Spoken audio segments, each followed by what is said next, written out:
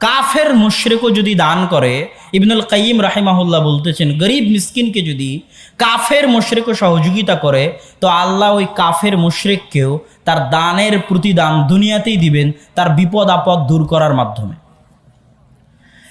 আল্লাহ সুবহানাহু ওয়া তাআলা আমলের প্রতিদান দেন আমলের মতো, এটা আল্লাহর নিয়ম।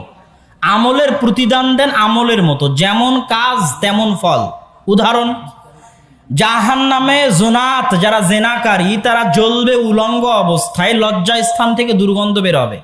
কেন লজ্জা স্থান থেকে দুর্গন্ধ বের হবে? ওই লজ্জা স্থান দিয়ে দুনিয়াতে জেনা করতো, তাই লজ্জা স্থান দিয়ে দুর্গন্ধ বের হবে। কাজ যেমন ফল তেমন।